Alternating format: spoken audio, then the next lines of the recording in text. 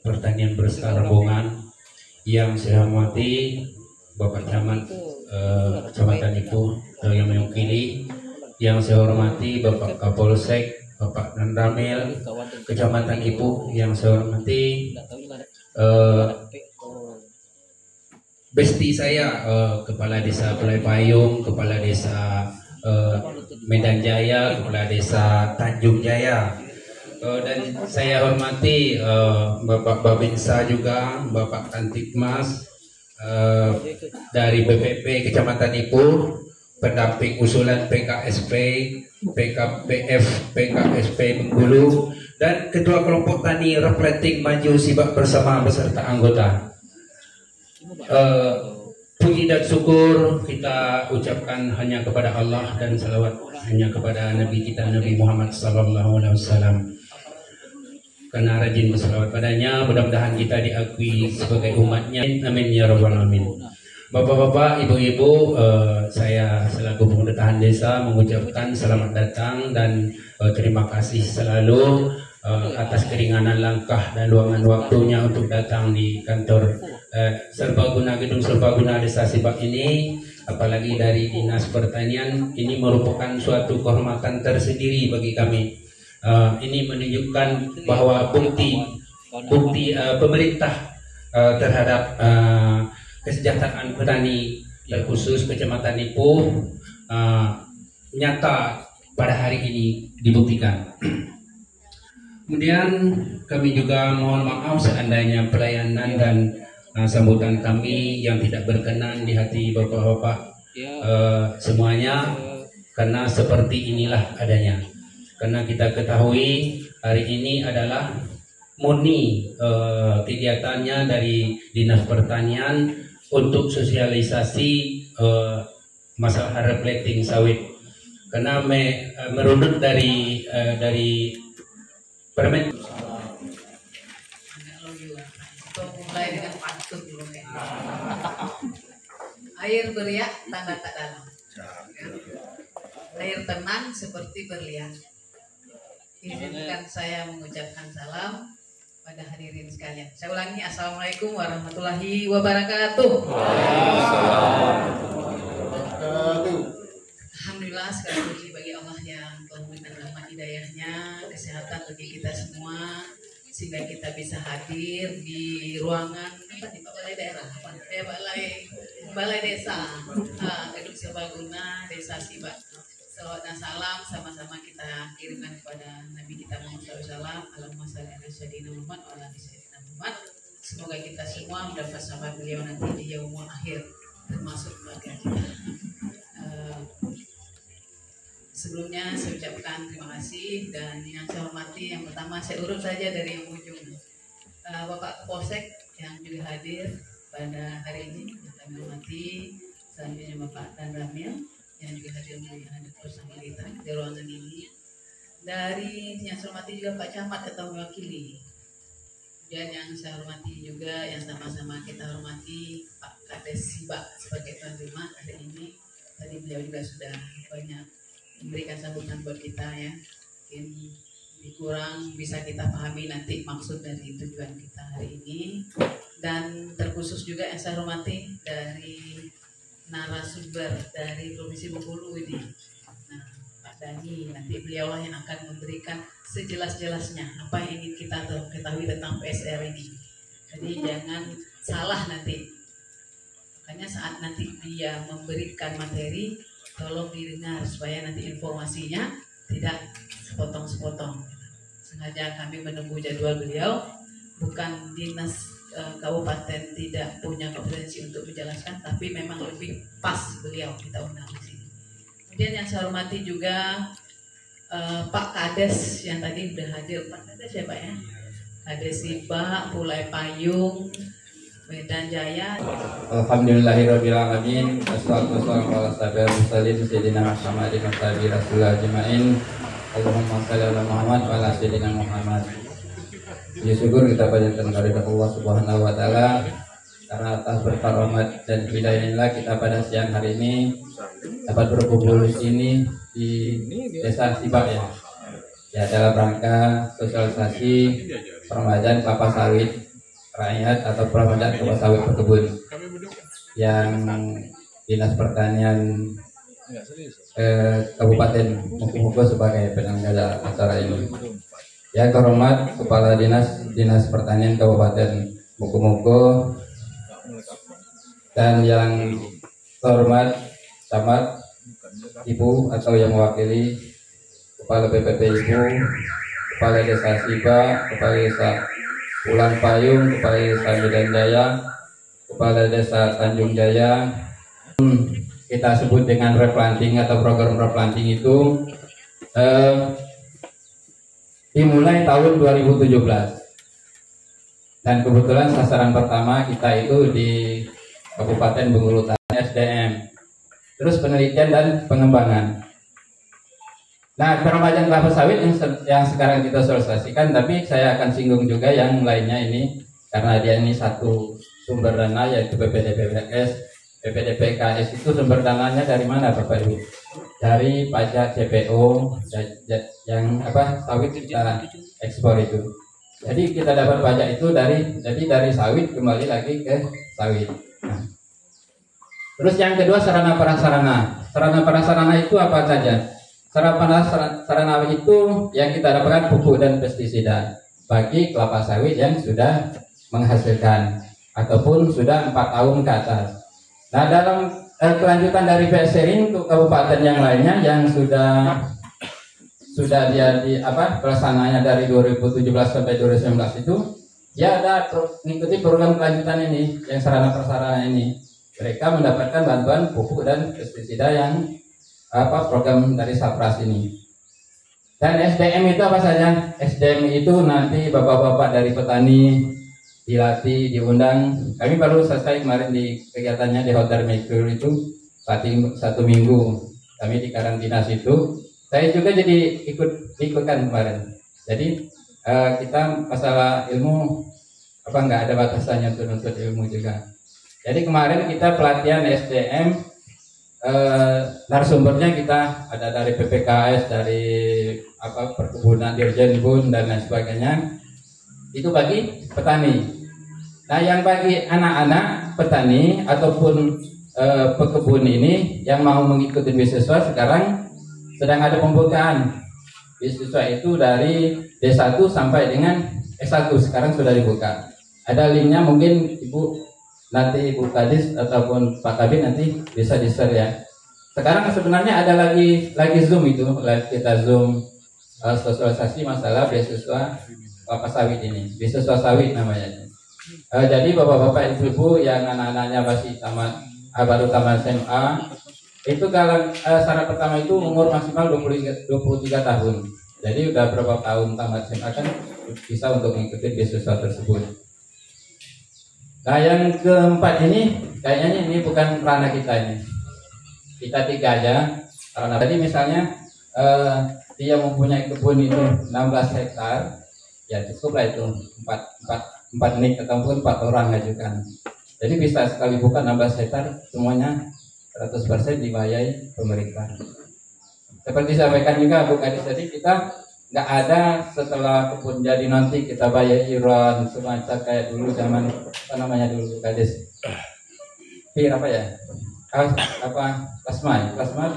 Plasma itu kita enggak. Ini murni bantuan 60 juta hektar itu Ibu nanti dalam sampai TM 1 tahun keempat mendapatkan bantuan ini tanpa ada unsur balik lagi gitu. Jadi murni bantuan kepada bapak-bapak ibu sekalian. Jadi sayang sekali ini kalau dilewatkan bapak-bapak ibu-ibu. Saya pikir ibu ini ya memang kelas setar tapi kita tetap semangat ya. Soalnya Mukomuko ini dari tahun PSR-nya 2018 ya. Ya 2018 bergerak ini. Kok ibu baru 2025 ini? Oh iya masih sayang untuk dari replanting. Seperti dijelaskan tadi, kita replanting itu sistemnya. Lanjut saja. Persyaratannya itu ada KTP, KK, SHM. Bapak Ibu cuman menyediakan 3 jenis surat ini. KTP, KK, dan surat tanah. Kalau syarat yang lain itu banyak, kalau 14 atau 16. Nanti biar nanti ini apa Pak Iwan yang menyiapkan ini. Formatnya udah ada semua ini. Tugas Pak Iwan, Pak Astri itu yang menyiapkan ini. Jadi Bapak Ibu, memang nanti ada surat puasa, surat dan sebagainya itu kita lanjutkan ke berikutnya itu. Mau banyak syaratnya sampai 16, tapi ibu-ibu, bapak-bapak kalau di petani permajaan kelapa sawit cuma menyediakan KTP, KK dan surat tanah. Surat tanah bisa surat tanah jual beli, bisa hak waris surat warisan bisa dan sebagainya, itu SKT dan lain sebagainya. Nanti bisa menjadi syarat untuk mengajukan program KSR ini. Nah, status lahan itu yang ada dua, itu bebas HGU dan bebas dari kehutanan BPKH. Kita kalau Provinsi Bengkulu ini kita menginduk kepada wilayah BPKH ya, wilayah 20 yaitu Bandar Lampung. Jadi setelah SHP kita peroleh dari hasil poligon itu, nanti kita ajukan ke BPKH wilayah 20 Bandar Lampung. Nanti kami provinsi yang koordinir, itu nanti setelah baru keluar surat keterangan bebas kawasannya. Kalau cek lahan bapak ibu tersebut ini benar-benar kebun sawit apa bukan, nah gitu. Nanti takutnya yang ngajukan ternyata kebun karet, seperti terjadi di Bengkulu Utara kemarin itu. Dia ngajukan permajaan sawit, ternyata pas kami cek lapangan ataupun cek lapangan ternyata kebun karet. Nah itu otomatis batal ya Bapak Ibu. Seperti yang sampaikan tadi, kita permajaan kelapa sawit itu sistemnya tumbang serentak. Jadi nggak ada registrasikan, misalnya ngajukan 1 hektar itu ditumbang semua. Kenapa ini ditumbang Bapak Ibu? Kenapa nggak main sistem, nggak main tabal sulam gitu? Kita kegiatan permajaan sawit ini sebelum dilaksanakan 2017 telah melaksanakan penelitian pada 2012. Berarti 5 tahun sebelum itu. Penelitiannya pertama yaitu apa? Kita mengadakan perbandingan. Yang pertama kita tanam di sela-sela kawit yang sudah ada. Yang kedua kita nyisip sistem suntik, nyisip tapi yang induknya dibunuh lewat suntik gitu, dikasih garlon apa sebagainya itu. Terus yang ketiga yang ini tumbang serentak. Jadi setelah hasilnya 5 tahun itu yang paling produktif itu yang tumbang serentak ini. Tumbang serentak dengan bibit yang bersertifikat, maka hasilnya paling banyak, itu paling bagus itu yang tumbang serentak ini. Makanya itu dijadikan persyaratan utama Bapak Ibu. Tapi Bapak Ibu, ya Airami, misalnya di Airami ngajukan juga, di sini ngajukan juga. Jadi ternyata dia sudah lewat dari 4 hektar per orang perniknya. Jadi itu sebagai pengawasan saja. Nanti di aplikasi juga nyaut. Dia kalau udah lebih dari 4 hektar pernik itu dia masih merah nanti. Nggak bisa kita lanjutkan ke kabupaten ataupun nggak bisa kita lanjutkan ke provinsi dan Dirjen pun apalagi. Ya. Terus status lahannya perlu koordinat yang kuat dengan instansi kehutanan dan pertanahan. Kalau kita masih terindikasi itu masuk HGU dan kawasan, itu tidak bisa kita naikkan lagi, karena nanti kan kita mendapat surat keterangan bebas kawasan dan HGU dari BPN dan BPKH wilayah 20 Bandar Lampung. Nah sistem apa namanya? Sistem kita tumbang sudah 100% uang masuk ke rekening Bapak Ibu. Tapi kabupaten dan provinsi serta Dirjen pun nanti tetap melakukan pengawasan. Pengawasan untuk siapa? Pengawasan bapak-bapak sendiri, nggak ada ininya sama kita ya Pak Kabit. Yang penting mereka itu dapat bibit yang asli, yang itu, terus kebunnya jadi, itu kami sudah sangat gembira ya Bapak Ibu.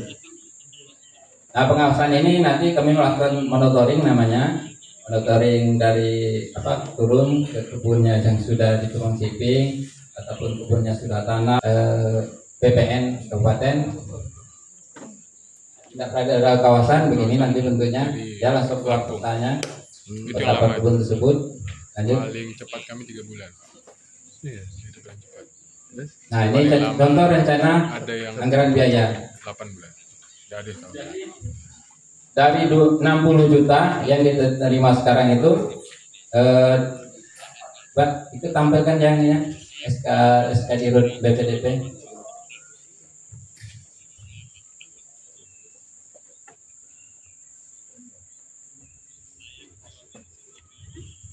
Sudah diminum air tadi. Keluar dulu. Skip.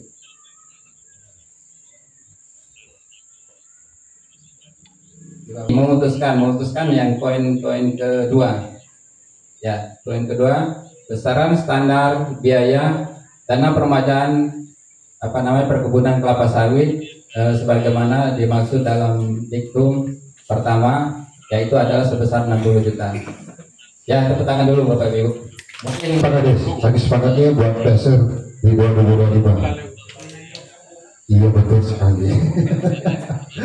Baik, terima kasih kepada Pak Hamdani Terima Bateri atas realisasi usaha dasar 2025 mewakili dari Dinas Tanaman Horti Kebunan dan Perkebunan Provinsi Bengkulu. Untuk terima kasih. Berikutnya masuk di sesi tanya jawab. Untuk pertama kita 3 dulu ya. Ketika berikutnya kita buka kampanye. Tapi silakan sebutkan namanya, alamat dan tempat tinggal Pak ya. Jadi selanjutnya nggak usah. Ya. Terima kasih. Assalamualaikum warahmatullahi wabarakatuh. Mohon maaf, saya nama Ahmad Hussein, tinggal di Sibak. Dalam hal ini peserta dari kelompok tani Maju Bersama. Yang kami sangat mengharapkan sebenarnya dengan replanting, dengan katakanlah yang didanai oleh pemerintah gitu ya. Pemerintah bukan masalah pendanaan saja, mungkin tentu kebun-kebun nanti serta kebun-kebun kami menjadi kebun-kebun yang berkualitas tinggi dalam artian tentang bibit dan perlakuan, pengolahan dan sebagainya. Itu ada pendampingan. Yang kami pertanyakan di sini mungkin tentang itu tadi, tentang sistem peremajaan tadi. Apakah ada? Ini bukan apa ya? Apakah ada atau apakah bisa diajukan untuk replanting, kemudian sawit yang katakanlah mau direplanting tidak ditumbangkan langsung begitu dengan sistem disuntik mungkin seperti itu. Nah itu pertanyaannya, apakah bisa seperti itu? Kemudian kalau yang memang itu program Pak ternak, nah kita mah tahu tuh Pak, ternak tuh nggak tahu pemiliknya. Tapi kalau Bapak sudah mulai program nanti Pak, ternaknya kita suruh keluar Pak. Pasti ada jalan solusinya. Pasti ada solusinya. Kita pagar Pak. Yang sekarang kita mau atau tidak dulu ikut program ini.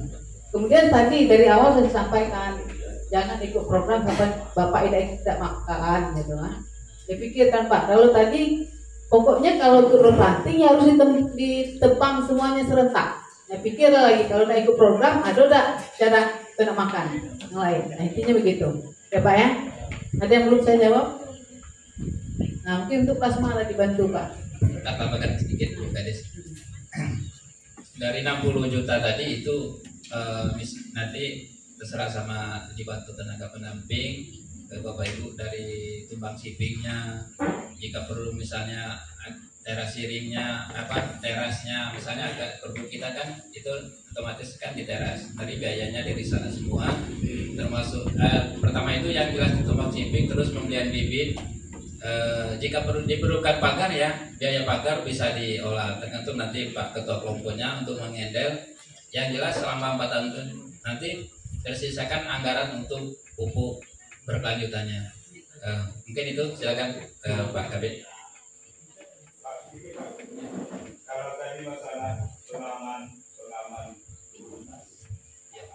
Desa Merah Putih yang ikut di dalam program ini, karena koperasi pun didanai oleh bank himbara itu, himpunan bank negara itu sampai 5 miliar, 3 sampai 5 miliar.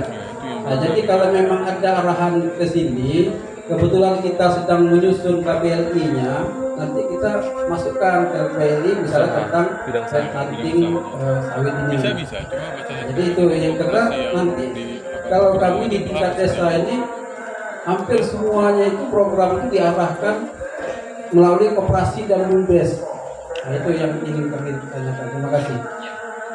Yang jelas gini Pak, seluruh koperasi itu tidak ada larangannya untuk mengikuti program PSMI yang jelas, tapi yang dipastikan itu koperasi produsennya ya, yang aktif, yang terutama presiden yang masih berlaku, walaupun yang baru juga ya tambah bagus. Yang jelas koperasi produsen yang diutamakan untuk desa. Jadi gini Pak, masalah koperasi Desa Merah Putih ini mungkin undang-undang koperasi itu dirubah nanti. Jadi tidak ada produsen konsumennya. Koperasi Desa Merah Putih itu secara umumnya bisa semua. Itu informasi yang kami dapat. Ya, siap. Ya. Selama belum Masih ada Bapak Ibu? Siap. Pas cukup. Berapa ya? Baik, udah pas. Pas baik ya. Baik. Kalau sudah pas, gimana? Tutup ya. Tutup ya. Baik. Selanjutnya tanya jawab, proses tanya jawab, maka bersudah acara kita pada saat itu.